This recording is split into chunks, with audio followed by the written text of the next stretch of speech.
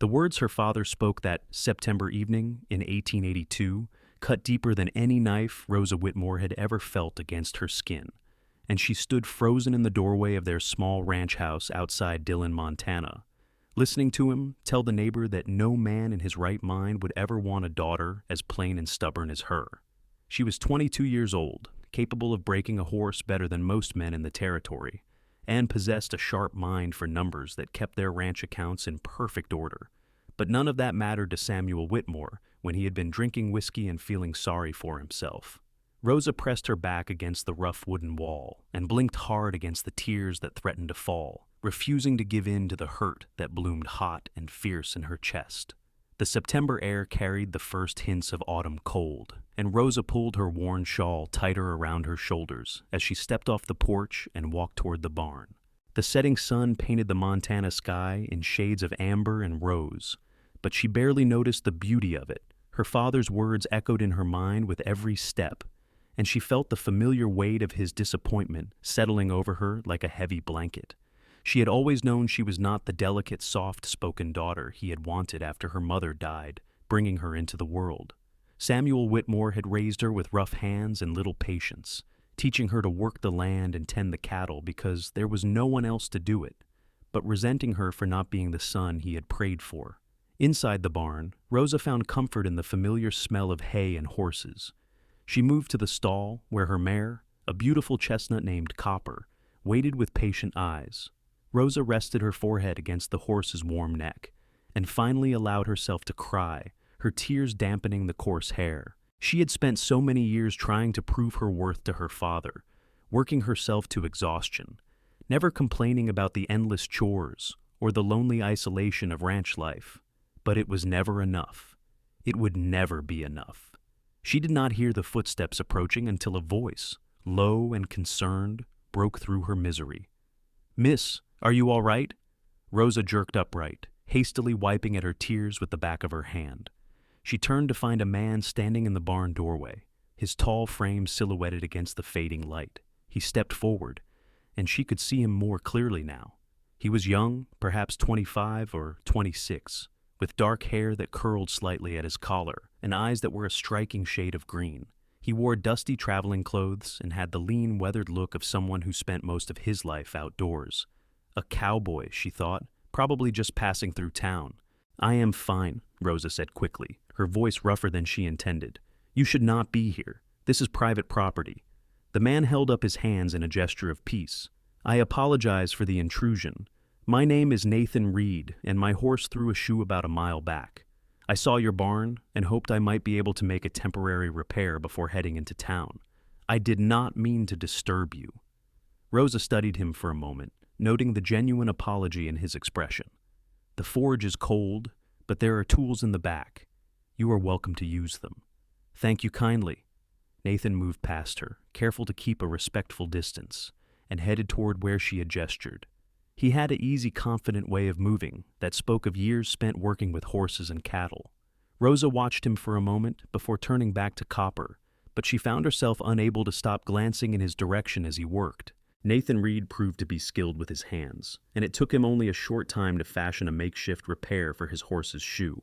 As he worked, he talked in a low, pleasant voice, seemingly unbothered by Rosa's initial coolness. "I am heading to Dillon to meet with a rancher named Thomas Crawford about a job. I have been working cattle drives out of Texas for the past 6 years, but I am ready to settle somewhere more permanent. Montana seems like good country." "It can be harsh," Rosa said, surprised to find herself responding.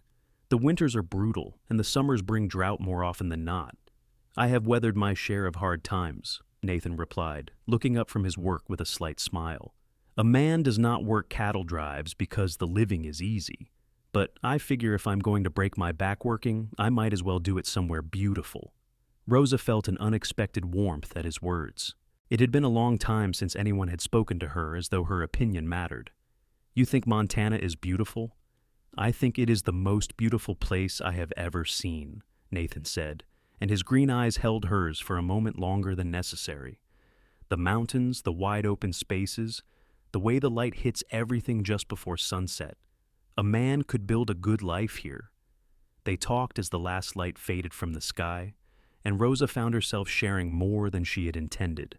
She told Nathan about the ranch, about the struggles of making a living from the unforgiving land, about the way the cattle market had been unpredictable the past few years. She did not tell him about her father's cruel words, but something in Nathan's attentive silence made her feel heard in a way she had not experienced before. When Nathan finally declared his horse ready for the ride into town, Rosa felt an unexpected reluctance to see him go. He led his horse, a sturdy bay gelding, out of the barn and swung into the saddle with practiced grace. "Thank you for your hospitality, Miss Whitmore. I hope I might see you again."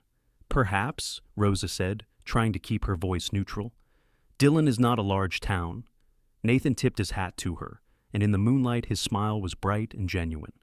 "Then I will count on that. Good evening, Miss Whitmore." Rosa watched him ride away into the darkness, and for the first time in hours, the ache in her chest eased slightly. She stood there long after he disappeared from view, listening to the night sounds of the ranch and thinking about green eyes and a kind voice. When she finally returned to the house, her father was passed out in his chair, an empty whiskey bottle on the floor beside him. Rosa looked at him for a long moment, at the gray threading through his hair and the deep lines carved into his face by years of disappointment and anger. She felt a complex mixture of love and resentment, duty and despair. But tonight, for the first time, she also felt something else, a small spark of hope that maybe, just maybe, her father was wrong about her. Rosa slept fitfully that night, her dreams filled with green eyes and gentle voices. She woke before dawn as always, dressed in her work clothes, and went about her morning chores with mechanical efficiency. Her father emerged from the house as she was finishing the milking, looking haggard and mean-tempered from his drinking the night before. "Get breakfast started," he grunted at her, "and then you need to ride into town for supplies. We are low on flour and coffee." Rosa nodded without speaking, knowing better than to provoke him when he was in this state. She prepared a simple meal of eggs and bacon, which Samuel ate in sullen silence. As she cleaned up the dishes, she allowed herself to think about the trip to town. Perhaps she would see Nathan Reid again, perhaps not. Either way, it would be a welcome break from the oppressive atmosphere of the ranch. The ride into Dillon took about an hour, and Rosa used the time to compose herself. She straightened her posture in the saddle and tucked a few stray wisps of dark brown hair back under her hat. She knew she was not a beauty by conventional standards. Her face was too angular, her body too lean and muscled from hard work, her hands too calloused and rough. But as Copper carried her along the familiar road, Rosa found herself remembering the way Nathan Reid had looked at her in the barn, as though she were someone worth listening to, worth talking to. The memory made her sit a little taller. Dillon was bustling with its usual morning activity when Rosa arrived. She tied Copper to the hitching post outside Morrison's general store and stepped inside, nodding to Mrs. Morrison behind the counter. The store was dim and cool after the bright sunshine, and Rosa took a moment to let her eyes adjust as she retrieved the list from her pocket. She was examining a bolt of fabric, thinking it might make a decent winter shirt, when the bell above the door chimed. Rosa glanced up reflexively and felt her heart stutter in her chest. Nathan Reid had just entered the store, and his face brightened immediately when he saw her. "Miss Whitmore," he said, crossing the store in a few long strides. "What a pleasant surprise." "Mr. Reid," Rosa managed, acutely aware of Mrs. Morrison's interested gaze from behind the counter. "Did you get your business with Mr. Crawford settled?" "I did indeed. He has hired me on as his foreman, starting immediately. I will be running his operation about 10 miles south of your family's ranch." Nathan's smile was infectious, and Rosa found herself smiling back before she could stop herself. "I was just purchasing a few necessities before heading out to the Crawford place. Mrs. Morrison has been very helpful." Mrs. Morrison, a plump woman in her 50s with sharp eyes and a sharper tongue for gossip, practically beamed at the praise. "Mr. Reid is a very polite young man, Rosa. So different from some of the rough types we get passing through." Rosa felt her cheeks warm at the obvious matchmaking attempt. "I am sure Mr. Crawford is fortunate to have found such a qualified foreman." "I am the fortunate one," Nathan said. "It is a good position with fair wages, and like I said last night, I am ready to put down roots. A man gets tired of drifting after a while." They talked while Rosa gathered her supplies, a comfortable conversation that flowed as easily as it had in the barn the previous evening. Nathan carried her purchases out to where Copper was tied, loading them into her saddlebags with careful efficiency. Other townspeople passed by, and Rosa was aware of the curious looks they drew. A young woman and a handsome stranger, talking and smiling together, was bound to create talk in a small town like Dillon. As Nathan secured the last of her supplies, he seemed to hesitate, as though weighing his words carefully. Finally, he looked up at her, his green eyes serious. "Miss Whitmore, I know we have only just met, and I do not wish to presume, but I wondered if you might allow me to call on you sometime. With your father's permission, of course." Rosa's breath caught in her throat. For a moment she could only stare at him, certain she had misheard. But Nathan waited patiently, his expression open and hopeful. "You want to call on me?" she finally asked, her voice barely above a whisper. "I do," Nathan said simply. "I have not been able to stop thinking about our conversation last night. You are intelligent and capable, and you have a way of looking at the world that I find fascinating. I would very much like to know you better." 1,000 thoughts raced through Rosa's mind. Her father's cruel words from the night before, the years of loneliness and isolation, the certainty that she would never find someone who could see past her rough exterior and stubborn ways. And now, here was this man, this kind and handsome stranger, asking permission to court her as though it were the most natural thing in the world. "My father," Rosa began, then stopped. She thought of Samuel Whitmore's reaction if she brought home a suitor, especially one he had not personally vetted and approved. But then she thought of how little her father's approval had ever meant, how he had made it clear that she was a disappointment regardless of what she did. A spark of defiance flared in her chest. "Yes," she said firmly. "You may call on me, Mr. Reid, this Sunday afternoon, if that suits you." Nathan's face lit up with genuine pleasure. "This Sunday would be perfect. Thank you, Miss Whitmore. You have made me very happy." They parted ways then, Nathan heading off to collect the rest of his supplies, while Rosa mounted Copper for the ride home. As she left Dillon behind, Rosa felt as though she were floating above the saddle rather than sitting in it. A man wanted to court her, a good, decent man with kind eyes and a respectful manner. It seemed impossible, like something from one of the romantic novels she sometimes borrowed from the lending library. But it was real, and Rosa hugged the knowledge to herself like a precious secret. The euphoria lasted until she arrived back at the ranch and found her father in a foul temper, cursing at a broken fence post. Rosa unloaded the supplies and put them away, trying to stay out of his way. But that evening, as they sat down to a simple supper of stew and bread, she knew she had to tell him about Nathan Reid. "A man asked to call on me," Rosa said, keeping her voice steady. "His name is Nathan Reid, and he is the new foreman at the Crawford Ranch. He will be coming by this Sunday." Samuel Whitmore looked up from his bowl, his expression one of disbelief that quickly morphed into derision. "A man asked to court you? What kind of fool is he? Or is he after the ranch, thinking I will die soon and leave it to you?" The words stung, even though Rosa had expected them. "He is a respectable man with a good position. He knows nothing about the ranch or any inheritance. He simply wishes to know me better." Her father snorted. "Well, he will change his tune quick enough once he spends time with you. No man wants a wife who acts like she is better than everyone else, who cannot keep her opinions to herself. You are too proud, Rosa, and too stubborn.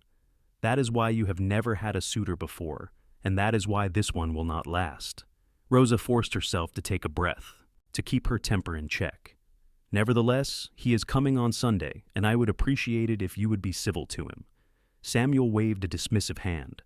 "I will treat him the same as I treat anyone, but do not come crying to me when he realizes what you are really like and disappears. I warned you, and I am warning him by letting him come around. A man can only stand so much from a difficult woman."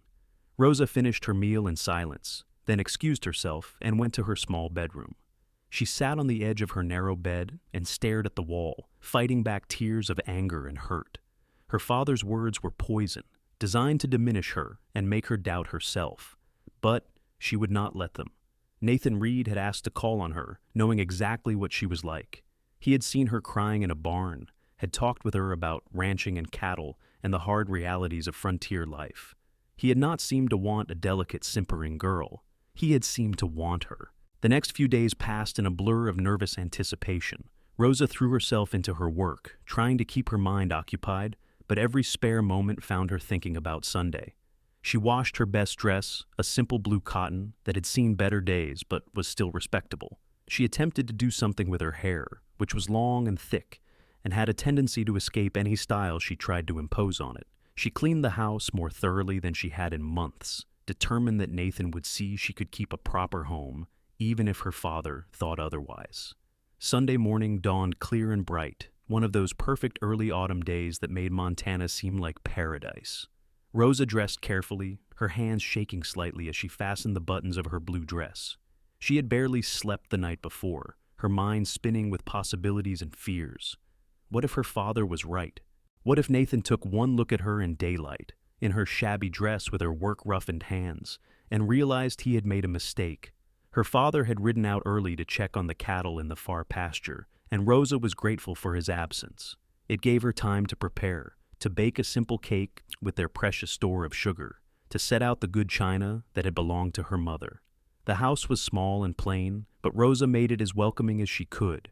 Nathan arrived precisely at 2 o'clock in the afternoon, riding up on his bay gelding with a bouquet of wildflowers in his hand.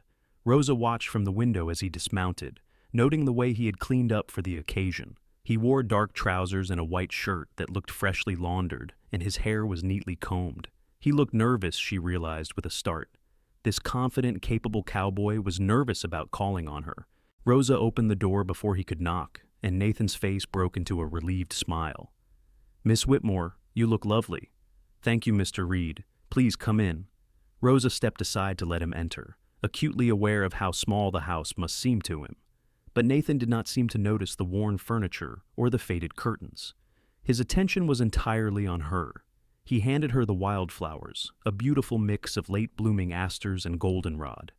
"I picked these on the ride over. I hope you like them." "They are beautiful," Rosa said, genuinely touched by the gesture. She found a jar to use as a vase and set the flowers on the table, where they added a splash of color to the plain room. "Please, sit down.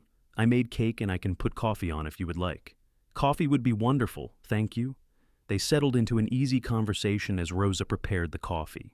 Nathan told her about his first week at the Crawford Ranch, about the state of the cattle and the repairs that needed to be made before winter.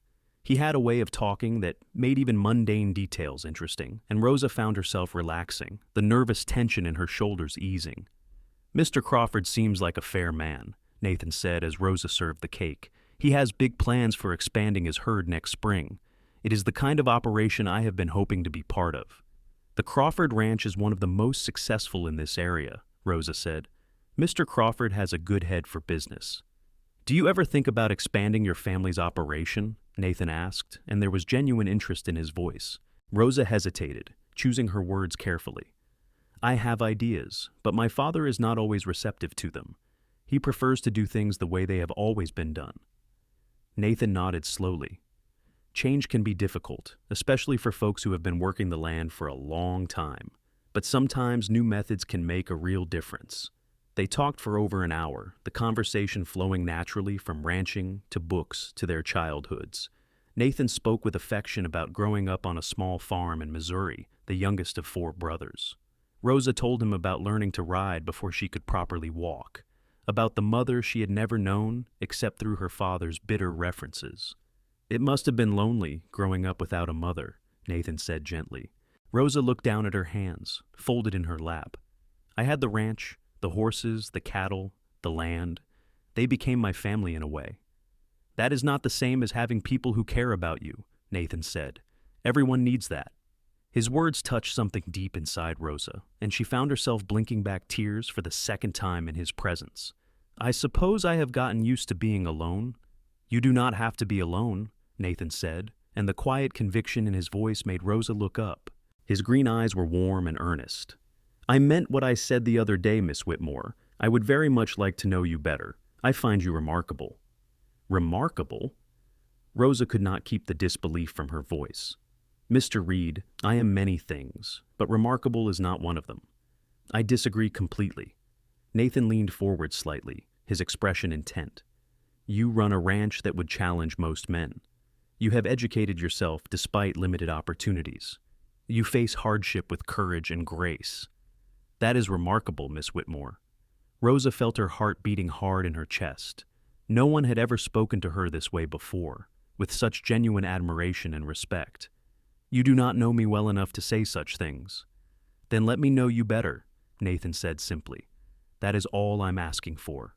A chance. Before Rosa could respond, the sound of hoofbeats announced her father's return. She felt her stomach clench with anxiety as Samuel Whitmore dismounted and stomped onto the porch. The door swung open, and her father stood in the doorway, his expression dark with suspicion. So, you are the fool who wants to court my daughter, Samuel said without preamble. Nathan rose to his feet, maintaining his composure despite the hostile greeting.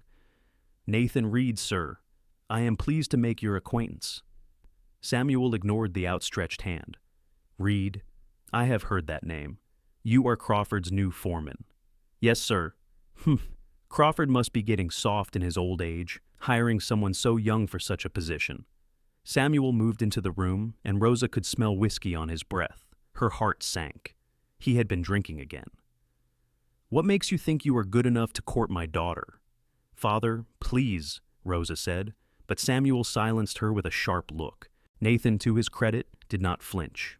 I am a hard worker, sir, with steady employment and good prospects. I have money saved and no debts, but more importantly, I hold your daughter in high regard. She is an exceptional woman, and I would consider myself fortunate if she would allow me to continue calling on her.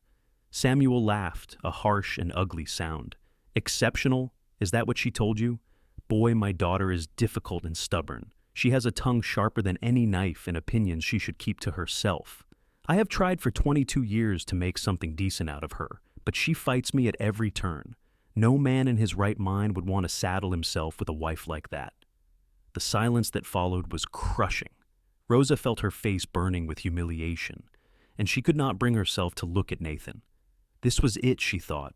Now he would see the truth. Now he would make his excuses and leave, just like her father predicted. But Nathan did not leave. Instead, he turned to face Samuel Whitmore fully, and when he spoke, his voice was calm, but carried an edge of steel. With all due respect, sir, I believe you are wrong. Your daughter is strong-willed, yes, but that is a virtue, not a flaw. She is intelligent and capable, and any man would be lucky to have her as a wife. If you cannot see that, then I am sorry for you. Samuel's face turned red with anger. How dare you speak to me that way in my own home? I speak only the truth, sir. Nathan's gaze did not waver. And I will not stand by and let you disparage Miss Whitmore in front of me. She deserves better than that. For a moment, Rosa thought her father might strike Nathan. The tension in the room was thick enough to cut with a knife. But Samuel merely spat on the floor and turned away. Get out of my house. You are not welcome here. Nathan looked at Rosa, his expression a mixture of concern and determination. Miss Whitmore, I apologize for the disruption, but I meant every word I said. May I call on you again? Rosa found her voice, though it shook slightly. Yes, Mr. Reid, you may. Then I will see you soon. Good day. Nathan nodded to her, deliberately ignored Samuel, and walked out of the house with his head held high. As soon as the door closed behind him, Samuel rounded on Rosa. You will not see that man again, do you hear me? I forbid it. Rosa stood, her hands clenched into fists at her sides. You forbid it? I am 22 years old, father. I am not a child for you to order about. You live under my roof, and you will follow my rules. Then perhaps I will not live under your roof much longer. Rosa shot back, surprising herself with her own boldness. Samuel's eyes narrowed dangerously. You have nowhere else to go, girl. No one to take you in. You will stay here and do as you are told, or you will end up starving in a ditch somewhere. Rosa felt tears prickling at her eyes, but she refused to let them fall. Mr. Reid sees something in me that you never have. He thinks I am worth something, and I am going to believe him instead of you. She turned and fled to her bedroom, slamming the door behind her. She heard her father curse, and then the sound of the front door slamming as he left the house again. Only then did Rosa allow herself to cry. Great heaving sobs that left her exhausted and hollow, but beneath the hurt and humiliation, something else was growing, a fierce determination. Nathan Reid had defended her against her father's cruelty. He had called her exceptional, remarkable, worthy. He had asked to see her again even after witnessing Samuel at his worst. That had to mean something. It had to. Rosa fell asleep that evening still wearing her blue dress, curled on top of her quilt. She dreamed of green eyes and wildflowers, of a voice that spoke to her with respect and kindness. She dreamed of a different life, one where she was valued instead of tolerated, loved instead of resented. She woke the next morning to the sound of a horse approaching. Rosa sat up, disoriented and stiff from sleeping in her clothes. Pale morning light filtered through her small window. Who would be visiting so early? Her father was already up and moving about in the kitchen. Rosa could hear his heavy footsteps and the clatter of dishes. She quickly changed into her work clothes and splashed cold water on her face from the basin in her room. Her eyes were still puffy from crying, but there was nothing to be done about that. She braided her hair quickly and went out to face whatever the day would bring. The sight that greeted her in the main room stopped her in her tracks. Nathan Reid stood in the center of the room, hat in hand, facing her father. He was dressed in his Sunday clothes again, and he looked nervous but resolute. "Good morning, Miss Whitmore," Nathan said when he saw her. "Mr. Reid," Rosa managed, completely confused. "What are you doing here so early?" Nathan took a deep breath, and Rosa saw his hand tighten on his hat. "I came to speak with your father, and with you." He turned back to Samuel, who was glowering at him from beside the fireplace. "Mr. Whitmore, I know I am not the man you would have chosen for your daughter, but I am asking for her hand in marriage regardless. I can provide for her. I have a steady income and a good position. Mr. Crawford has already indicated that, when I am ready to marry, he will provide a house on his land for me and my wife. I would treat your daughter with the respect and care she deserves. I am asking with all due humility for your blessing." The words seemed to echo in the small room. Rosa felt her legs go weak, and she gripped the back of a chair for support. Marriage? Nathan Reid was proposing marriage? They had known each other for only 3 days. It was insane. It was impossible. It was everything she had never dared to dream. Samuel Whitmore stared at Nathan for a long moment, his expression unreadable. Then he started to laugh, that same harsh, cruel laugh from the day before. "You are even more of a fool than I thought. You have known her for 3 days, boy. 3 days. And you think you want to marry her?" "I do," Nathan said firmly. "I know it seems sudden, sir, but I am not a rash man. I have thought about this carefully. Your daughter is exactly the kind of woman I have been hoping to find. Strong, intelligent, capable of handling the challenges of frontier life. I do not need more time to know that." "Then you are a bigger fool than I took you for." Samuel shook his head. "But if you want to saddle yourself with her, I will not stand in your way. Take her, and good riddance. Maybe you will succeed where I failed and make something decent out of her." The words should have hurt, but Rosa barely heard them. She was staring at Nathan, trying to process what was happening. He turned to her now, his green eyes searching her face. "Miss Whitmore, Rosa, I know this is sudden. I know we have only just met. But sometimes a man knows something in his bones, knows it with a certainty that cannot be denied.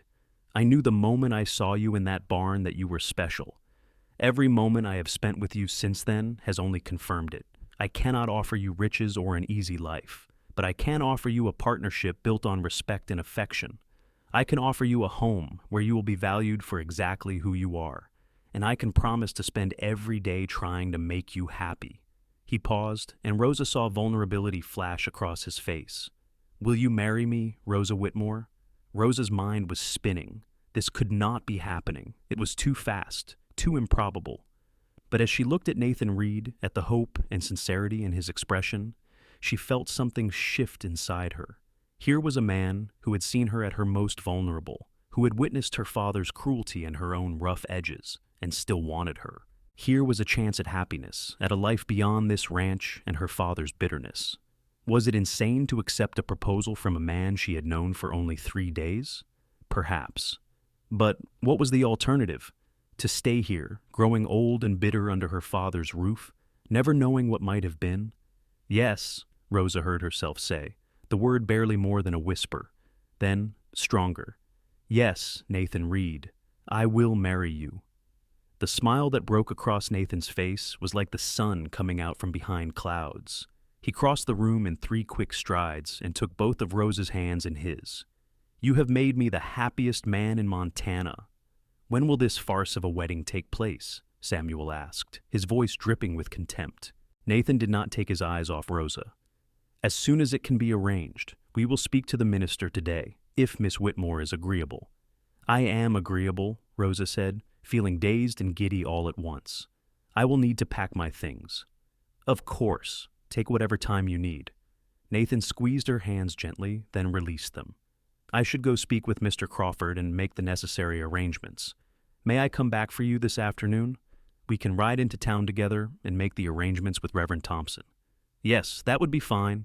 Nathan nodded, put his hat back on, and headed for the door. He paused on the threshold and looked back at Samuel. Thank you for your blessing, sir, such as it is. I will take good care of your daughter. Samuel grunted but said nothing, and Nathan left. Rosa listened to the sound of his horse departing, then turned to face her father. She expected anger or more cruel words, but Samuel just looked tired. You are making a mistake, he said flatly. That boy does not know what he is getting himself into.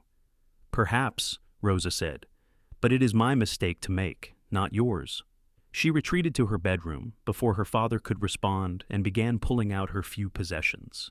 She did not own much, a few changes of clothes, some books, her mother's silver hairbrush that Samuel had never sold despite his frequent money troubles.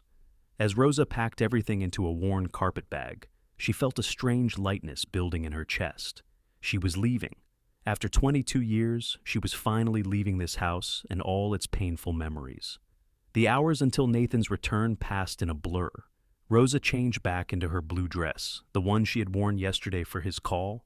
She tidied her room one last time, then sat on the edge of her bed and waited. Samuel stayed outside, working on some project in the barn, and Rosa was grateful not to have to face him again. When she heard hoofbeats in the yard, Rosa grabbed her bag and hurried outside. Nathan was dismounting from his horse, and his face lit up when he saw her. Are you ready? I am ready. Nathan secured her bag to his saddle, then helped Rosa mount Copper. They rode away from the ranch side by side, and Rosa did not look back.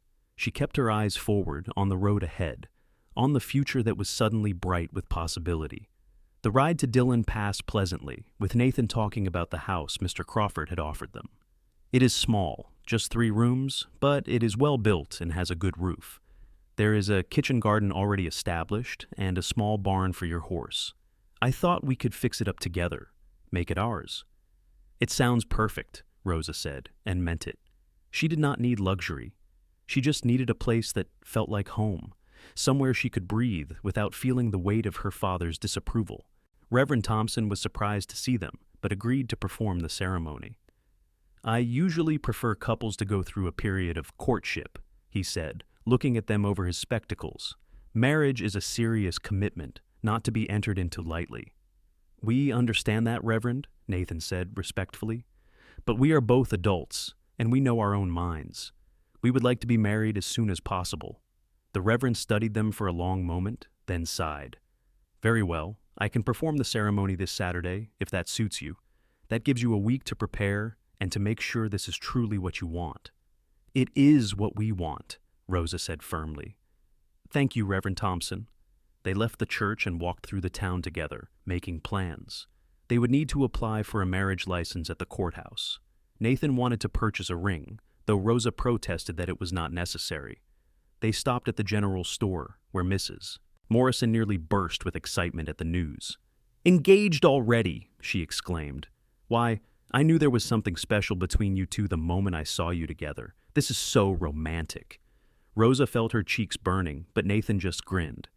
Mrs. Morrison, my fiancé will need some fabric for a wedding dress. What do you have that would be suitable?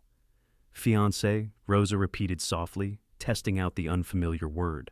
It felt strange on her tongue, but also wonderful. Mrs. Morrison showed them several bolts of fabric, and Rosa selected a soft, cream-colored cotton that would be practical for everyday wear after the wedding. Nathan insisted on paying for it, along with thread and lace trim. Consider it an early wedding gift, he said when Rosa tried to object. They spent the afternoon making arrangements, and by the time Nathan escorted Rosa back to the ranch that evening, everything was settled. The wedding would take place on Saturday at 10 o'clock in the morning, followed by a small reception at the church. Mrs. Morrison had promised to spread the word and to organize some refreshments. When they reached the ranch, Nathan dismounted and helped Rosa down from Copper. For a moment they stood close together, and Rosa was acutely aware of his hands on her waist, of the warmth of his body. 6 more days, Nathan said softly, and then you will be my wife. 6 days, Rosa echoed. It seemed like both forever and no time at all. Nathan lifted one hand and gently tucked a stray lock of hair behind Rosa's ear, his fingers lingering against her cheek. "I will make you happy, Rosa. I promise you that." "You already have," Rosa said, and realized it was true. In the 3 days since meeting Nathan Reid, she had felt more valued and cherished than in all the years before combined. Nathan smiled, then reluctantly stepped back. "I should go, but I will come by tomorrow evening if that is all right. We have much to discuss and plan." "I will look forward to it." Rosa watched him ride away into the gathering dusk, her heart full. When she turned toward the house, she saw her father standing in the doorway, watching, but for once his expression held no anger. He just looked sad and old. "The wedding is on Saturday," Rosa said quietly. "I would like it if you would come." Samuel was silent for a long moment. "He will break your heart, girl. Men always do." "Maybe," Rosa said. "But I would rather risk heartbreak than live without ever knowing love." She walked past her father into the house, leaving him standing alone on the porch. The week leading up to the wedding passed in a whirlwind of activity. Rosa worked on her dress every evening after completing her chores, carefully stitching the seams by lamplight. Nathan visited each night as promised, and they would sit together in the main room, talking about their future plans, while Samuel sat silently in his chair, drinking and brooding. Rosa learned more about Nathan with each conversation. He had left Missouri at age 18, restless and eager to see the world beyond his family's small farm. He had worked cattle drives for 6 years, saving his money carefully and learning everything he could about ranching. He wanted children someday, he admitted with a shy smile. A big family, full of laughter and love, so different from his own childhood as the youngest brother who never quite measured up. Rosa told him about her dreams too, about wanting to improve the breeding lines of their cattle, about modern ranching techniques she had read about in journals from the East. Nathan listened with genuine interest, asking questions and offering insights from his own experience. For the first time in her life, Rosa felt like an equal partner in a conversation, not a nuisance to be tolerated. On Thursday evening, Nathan arrived with a small velvet box. "I know I'm not supposed to see you in your dress before the wedding," he said with a grin, "but I wanted you to have this now."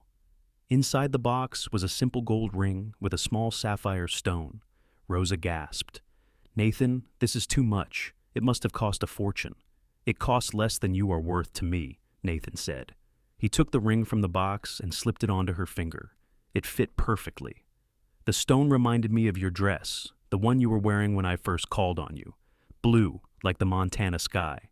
Rosa looked down at the ring, tears pricking at her eyes. "It is beautiful, thank you." Nathan lifted her hand to his lips and kissed her knuckles gently. "2 more days, Rosa. 2 more days, and you will be mine forever." Friday evening, Nathan did not visit.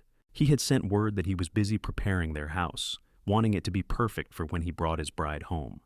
Rosa spent the evening finishing the last details on her dress, adding the lace trim to the sleeves and hemline.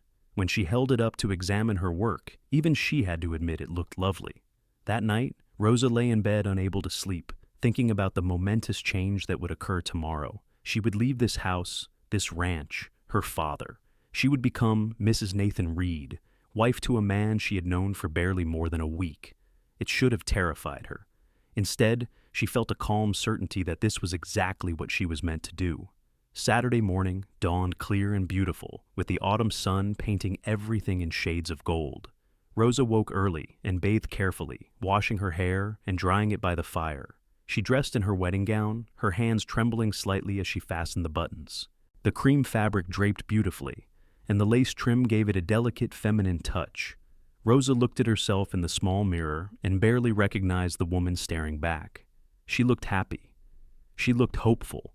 She looked like a bride. Her father knocked on her door as she was pinning her hair up.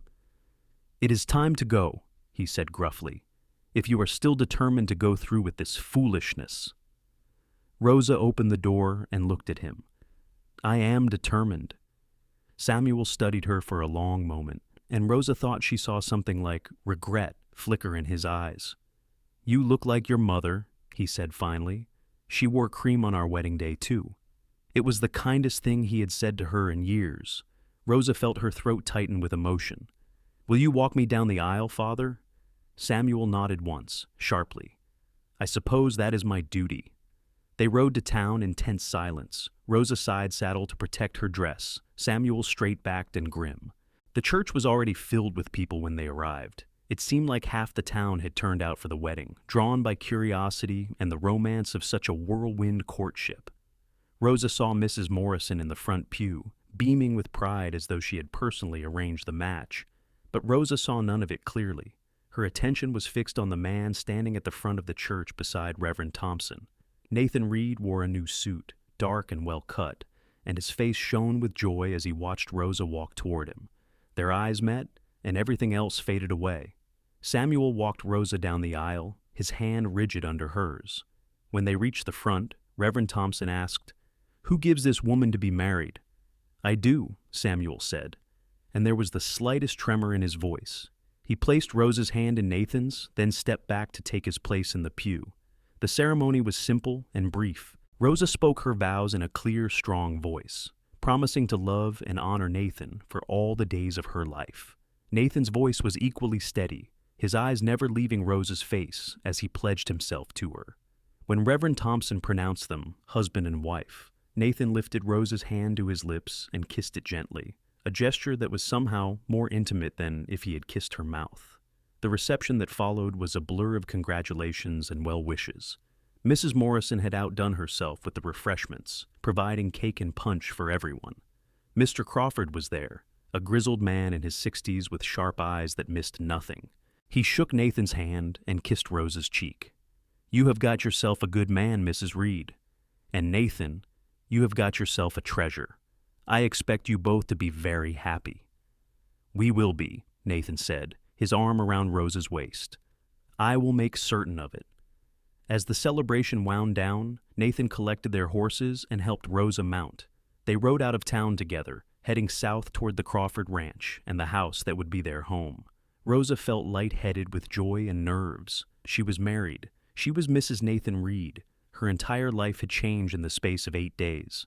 The house Nathan brought her to was small but charming, built of solid logs with a shingled roof. There was a covered porch with 2 rocking chairs, and flowers still bloomed in the garden plot beside the front door. Nathan dismounted and came to help Rosa down, but instead of setting her on her feet, he swept her up into his arms. "What are you doing?" Rosa laughed, startled. "Carrying my bride over the threshold," Nathan said with a grin. "It is tradition." He carried her into the house, kicking the door closed behind them.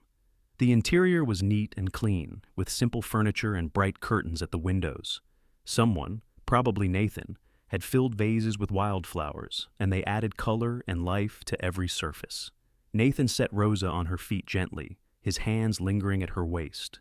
"Welcome home, Mrs. Reid." "Mrs. Reid," Rosa repeated, trying out her new name. "It will take some getting used to." "We have the rest of our lives for you to get used to it," Nathan said. He lifted one hand to cup her cheek, his thumb brushing lightly across her skin. "Rosa, I know this has all happened very fast. If you need time, if you want to wait before we are truly man and wife, I will understand. I will not push you into anything you are not ready for." Rosa looked up at him, at this man who had transformed her life in little more than a week. He had defended her, proposed to her, married her, all without asking for anything in return. He had given her respect and kindness and the promise of a better future, and now he was offering her patience and understanding, even on their wedding night. "I do not want to wait," Rosa said softly. "You are my husband, Nathan. I want to be your wife in every way." Nathan's eyes darkened with emotion. He bent his head slowly, giving Rosa time to pull away if she wanted to, but she did not move. When his lips met hers, it was gentle at first, almost tentative. Then Rosa leaned into him, and the kiss deepened, becoming something heated and hungry. When they finally broke apart, both were breathing hard. Nathan rested his forehead against Rosa's. "I love you," he whispered. "I know it is soon to say it, but I do. I love you, Rosa Reid." "I love you too," Rosa said, and realized with wonder that it was true. She loved this man who had seen past her rough exterior to the woman underneath. She loved his kindness and his strength, his patience and his passion. "Take me to bed, Nathan. Make me truly your wife." Nathan kissed her again, deeper this time, then swept her up into his arms once more and carried her through to the small bedroom at the back of the house. He set her on her feet beside the bed and began carefully unfastening the buttons of her dress, his hands trembling slightly. Rosa reached up to help him, and together they shed the layers of clothing between them. The afternoon sun streamed through the bedroom window, casting everything in warm, golden light. Nathan laid Rosa on the bed and covered her body with his own, kissing her with a passion that made her head spin. And as they came together as husband and wife, Rosa felt a completeness she had never known before. This was what she had been missing all her life. This connection, this intimacy, this overwhelming sense of being exactly where she belonged. Afterwards, they lay tangled together in the sheets, Nathan's arms wrapped around Rosa as she rested her head on his chest. "Are you happy?" Nathan asked softly, his fingers trailing through her long hair. "I am happier than I ever imagined possible," Rosa said honestly. "Thank you, Nathan. Thank you for seeing me, for wanting me." "I will want you every day for the rest of my life," Nathan promised. "You are mine now, Rosa, and I am yours. Nothing will change that." They spent the rest of that day and all of Sunday learning each other, talking and laughing and making love. Nathan was an attentive and generous lover, and Rosa discovered a passion in herself that she had never suspected existed. By Monday morning, when Nathan had to return to his duties at the Crawford Ranch, Rosa felt utterly transformed. She was no longer the unwanted daughter of a bitter rancher. She was a beloved wife, cherished and desired. "I hate to leave you," Nathan said, as he prepared to ride out with the other ranch hands. "But Crawford needs me to help with moving the cattle to lower pastures before the weather turns." "I understand," Rosa said. She had packed him a lunch and checked his saddle herself, falling easily into the role of ranch wife. "I will have supper waiting when you return." Nathan kissed her thoroughly before mounting his horse. "I will be thinking about you all day, Mrs. Reid. And I will be thinking of you, Mr. Reid." Rosa watched him ride away, then turned to survey her new home with satisfaction.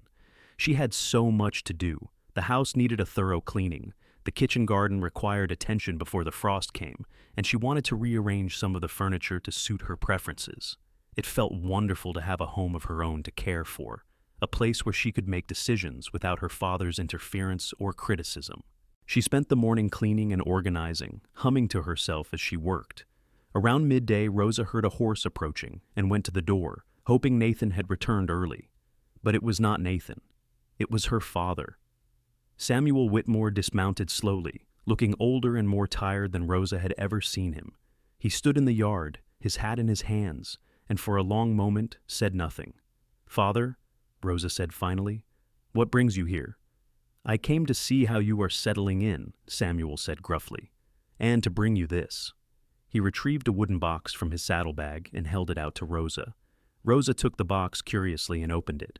Inside was her mother's silver hairbrush, along with a cameo necklace Rosa had never seen before. "Mother's things," she breathed. "They were hers," Samuel confirmed. "She would have wanted you to have them. I should have given them to you years ago, but I was angry. Angry that she died and left me with a daughter to raise alone. Angry that you looked so much like her, but were not her. Angry at the world and everything in it." He paused, and when he spoke again, his voice was rough with emotion. "I was wrong, Rosa, wrong about so many things. You are not the disappointment I made you feel you were. You are strong and capable, just like your mother. That Reid boy saw it right away. It took me 22 years, but I see it now too." Rosa felt tears streaming down her cheeks. "Father?" "Let me finish," Samuel interrupted. "I do not expect you to forgive me. I do not deserve it. But I wanted you to know that I was wrong. You deserved better than what I gave you. Your mother would be ashamed of how I treated you. I am ashamed of it." He put his hat back on and turned toward his horse. "I will not bother you again. But if you ever need anything, you can come to me. That much I can promise." "Wait," Rosa called. Her father paused but did not turn around. "Thank you. For the gifts and for the apology. It means more than you know." Samuel nodded once, then mounted his horse and rode away. Rosa stood on the porch, clutching the box to her chest, and cried.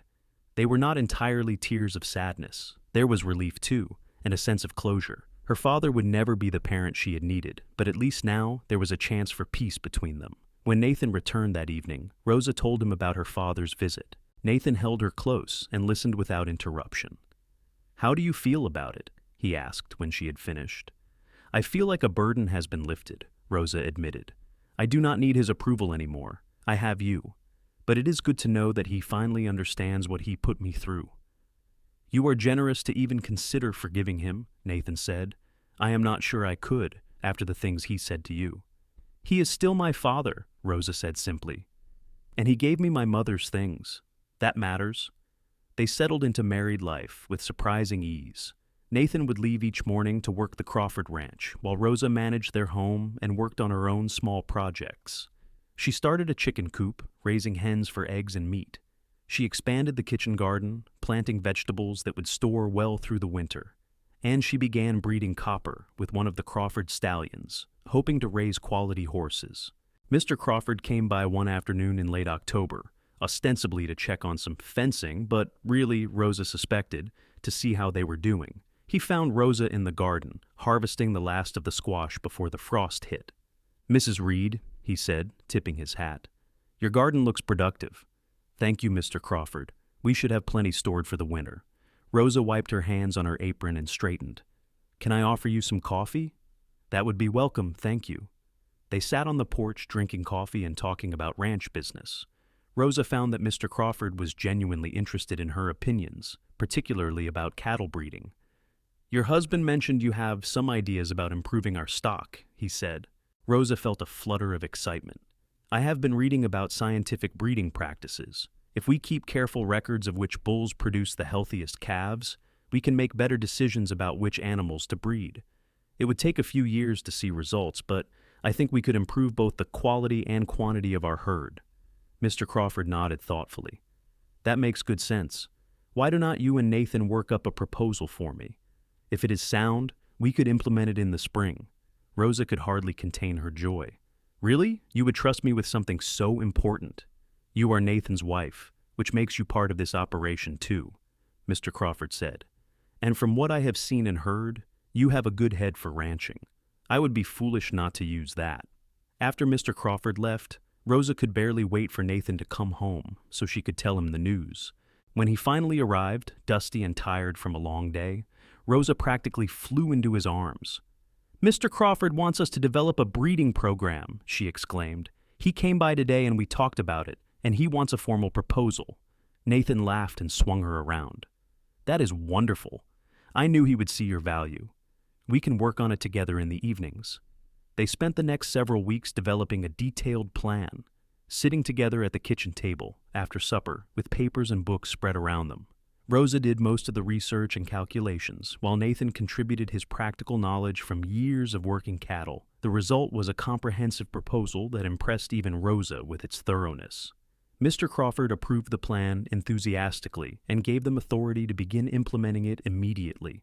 Rosa threw herself into the project with passionate dedication, keeping meticulous records and tracking every detail. Nathan supported her fully, proud of his wife's intelligence and capability. Winter came early that year, blanketing Montana in snow by late November. Rosa and Nathan spent the long evenings inside, reading together by the fire or working on their breeding program. Sometimes they would simply sit in comfortable silence, Nathan whittling while Rosa sewed or knitted. Other times they would talk for hours, sharing stories and dreams and plans for the future. On Christmas Eve, Nathan surprised Rosa with a gift. "I know we agreed not to spend money on presents," he said sheepishly, "but I wanted you to have something special." Inside the wrapped package was a beautiful leather-bound journal, the pages blank and waiting to be filled. "For your breeding records," Nathan explained, "and for anything else you want to write, your thoughts, your plans, your memories." Rosa was deeply touched. "It is perfect, thank you." She retrieved a package of her own from their bedroom. "I might have broken our agreement, too." Nathan unwrapped a thick wool sweater that Rosa had been secretly knitting for weeks. "You made this?" he asked, amazed at the quality of the work. "I wanted you to have something warm for when you were out working in the cold," Rosa said. "Try it on." The sweater fit perfectly, and Nathan immediately declared it the warmest, most comfortable garment he had ever owned. They spent Christmas Day quietly together, cooking a special meal and enjoying each other's company. In the afternoon, to Rosa's surprise, her father arrived with a ham and a basket of preserved goods from his cellar. "Thought you might like these," Samuel said gruffly. "Merry Christmas." Nathan invited him to stay and share their meal, and though Samuel was initially reluctant, he eventually agreed. It was not an easy gathering, with long silences and awkward moments, but it was civil, and by the time Samuel left as the winter sun was setting, Rosa felt that perhaps, slowly, they might be able to build some kind of relationship. "That was kind of you," Rosa said to Nathan as they cleaned up after supper, inviting him to stay. "He is your father," Nathan said simply, "and he is trying. That deserves recognition." Rosa kissed her husband gratefully. "You are a good man, Nathan Reid, the best man I have ever known." Winter gave way to spring, and with the warming weather came new life. Rosa's chickens began laying prolifically, and the foal from Copper's breeding was born healthy and strong. The cattle breeding program was showing early promising results, and Rosa discovered, with a mixture of joy and terror, that she was pregnant. She told Nathan one evening in April, as they sat on the porch watching the sunset. "I am carrying your child," she said simply. Nathan's face went through a series of expressions: shock, wonder, overwhelming joy, before he pulled Rosa into his arms. "A baby. We are going to have a baby." "Are you happy?" Rosa asked, though she could see the answer in his eyes. "Happy does not begin to cover it," Nathan said. He placed his hand gently on Rosa's still flat stomach. "When?" "I think sometime in late October or early November." They told Mr. Crawford the news the next day, and he immediately insisted that Rosa should not be doing any heavy work. "We will get someone else to help with the physical labor," he said firmly. "You focus on staying healthy." Rosa protested that she was perfectly capable of continuing her normal activities, but Nathan sided with Mr. Crawford. "Please, Rosa, let us take care of you. That is my child you are carrying." So Rosa reluctantly scaled back her work, focusing instead on the breeding records and other administrative tasks. She continued to manage their household and tend her garden, but Nathan took over the heavier chores. As the months passed and her belly grew, Rosa found herself enjoying the forced rest more than she had expected. She had time to read, to write in the journal Nathan had given her, to simply sit and think about the future. Her father visited more frequently as Rosa's pregnancy progressed, bringing gifts for the baby and offering gruff advice. "Your mother had a hard time with you," he told Rosa one afternoon. "Nearly died in the birthing. Make sure you have a good midwife." Rosa was touched by his concern, even though his words frightened her. "Mrs. Henderson has already agreed to attend me. Nathan will not leave my side, and she has delivered dozens of babies." "Good," Samuel said. "That is good." As autumn painted the Montana landscape in brilliant colors, Rosa grew increasingly uncomfortable. The baby seemed enormous, and she could barely sleep for the constant kicking and shifting. Nathan was attentive to the point of being overprotective, barely letting Rosa walk to the barn without offering to carry her. "I am pregnant, not dying," Rosa said with exasperation one evening. "Women have been having babies since the beginning of time." "But you are the only woman having my baby," Nathan replied, "and I will not take any chances with your safety." Rosa's labor began on a cold night in early November, 3 weeks before she had expected. Nathan rode like a demon to fetch Mrs. Henderson, while Rosa tried to remain calm and breathe through the contractions. By the time Mrs. Henderson arrived, Rosa was in serious pain, and any thoughts of remaining calm had fled. The labor was long and difficult, lasting through the night and into the next day. Nathan stayed by Rosa's side the entire time, holding her hand and murmuring encouragement, even as Rosa cursed him for putting her through this.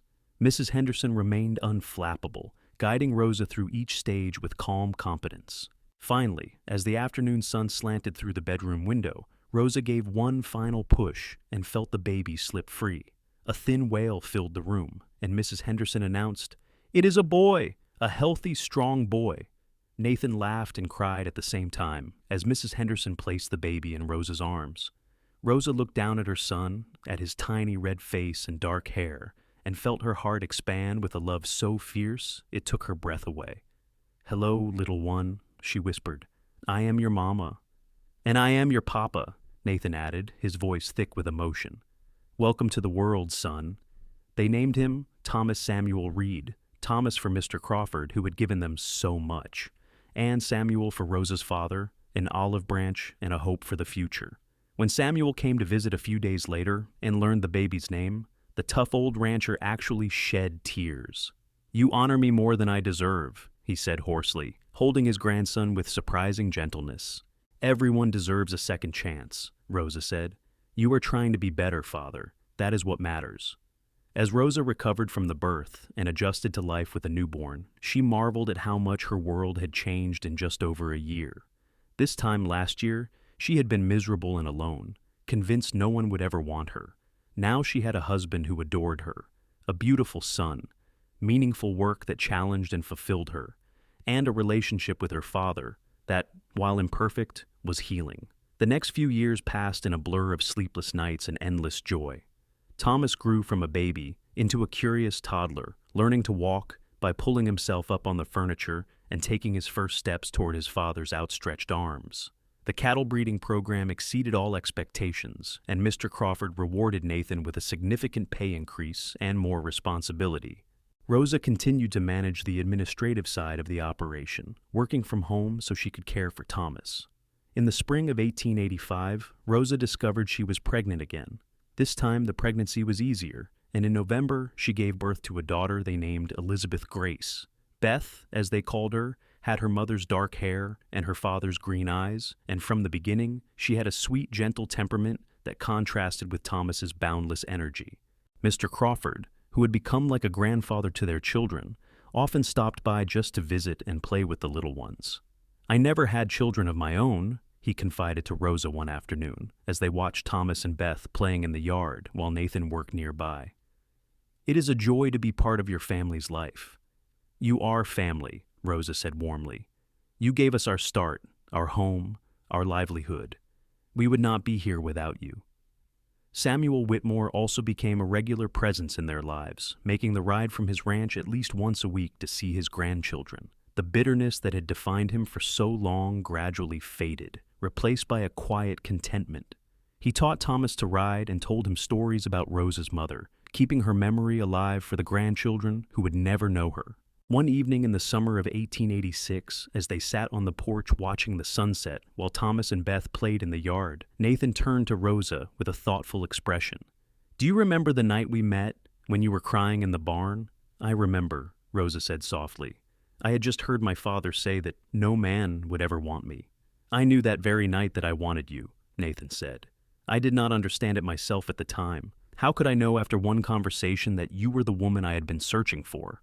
But I did know, and the next morning I could not talk myself out of proposing, even though every logical part of my brain was screaming that it was too soon, too fast, too crazy." "Thank goodness you did not listen to logic," Rosa said, leaning against his shoulder. "You proved my father wrong in the most spectacular way possible. You proposed the very next day." "Best decision I ever made," Nathan said, kissing the top of her head. "You have given me everything I ever dreamed of, Rosa. A home, a family, a partnership in every sense of the word. I love you more now than I did on our wedding day, and I loved you pretty desperately then." "I love you too," Rosa said, "more than I can ever express. You saved me, Nathan. You saw me when I was invisible to everyone else. You valued me when my own father thought I was worthless. You gave me a reason to hope." They sat in comfortable silence as the sun dipped below the horizon, painting the sky in brilliant shades of orange and purple. Thomas ran over to show them an interesting rock he had found, while Beth toddled after him on unsteady legs. Nathan scooped up both children, one in each arm, and they dissolved into giggles. Rosa watched her husband playing with their children, their laughter ringing out across the Montana evening, and felt a contentment so deep it was almost painful.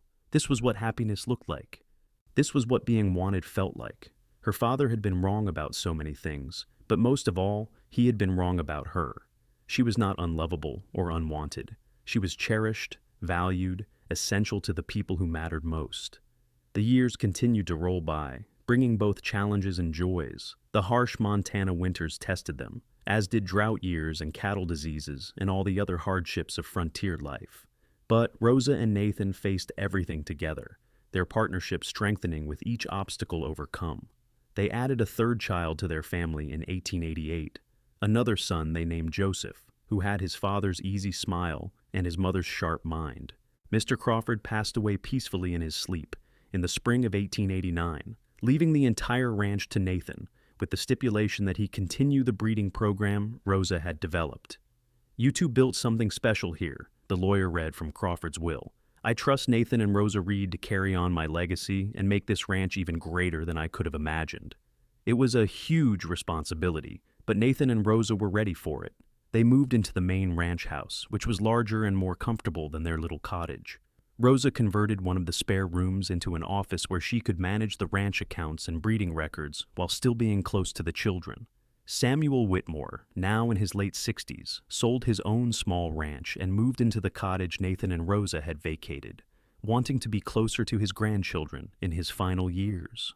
The ranch prospered under Nathan's management and Rosa's careful planning. The breeding program produced some of the finest cattle in Montana, and buyers came from as far as Chicago to purchase their stock. Nathan and Rosa hired more hands, built new barns and fencing, and gradually expanded their operation. Through it all, they remained equal partners, making decisions together and respecting each other's expertise. Thomas grew into a serious boy who loved the ranch and wanted nothing more than to follow in his father's footsteps. Beth was gentle and artistic, spending hours drawing the horses and mountains. Joseph was the troublemaker of the family, always getting into mischief, but so charming that it was hard to stay angry with him. Rosa loved all her children fiercely, determined to give them the affection and support she had never received from her own father. In 1892, when Rosa was 32 and Nathan 35, they celebrated their 10th wedding anniversary. It fell on a beautiful September day, much like the day Nathan had first arrived at the Whitmore Ranch a decade earlier. They left the children with Samuel and rode out together to a favorite spot in the foothills where wildflowers still bloomed and a creek provided clear, cold water. They spread a blanket and sat together, sharing the lunch Rosa had packed. 10 years, Nathan mused. Sometimes it feels like just yesterday that I saw you crying in that barn. Other times it feels like you have been in my life forever. Forever does not seem long enough, Rosa said. She looked at her husband, at the lines that life and laughter had etched around his eyes, at the gray threading through his dark hair. He was more handsome now than he had been at 25, with the confidence and character that came from building a good life. "Thank you for proposing to me that morning, even though it was crazy and impulsive." "Thank you for saying yes," Nathan replied. "You took a huge chance on me, Rosa, a stranger who showed up out of nowhere and asked you to marry him after knowing you for 3 days. That took courage. Or desperation," Rosa said with a wry smile.